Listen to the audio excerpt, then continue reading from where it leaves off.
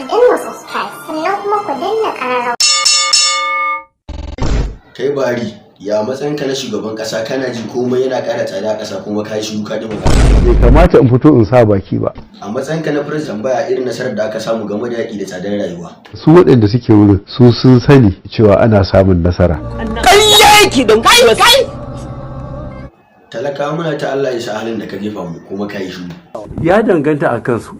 In suna so a sasunta sai a sasunta. In ba su so a sasunta kuma bismillah. Kuma hakan kake fata ka koma additional level saboda mulkin naka ne? In an ce ana ta kai ba a ta kaya. sai na ci kutumar ubanka. Baba Atiku mai gaskiya in har kana ga hakan za ta faru kuwa? Na rantse maka ba za mu bar su zarce ba. Nice.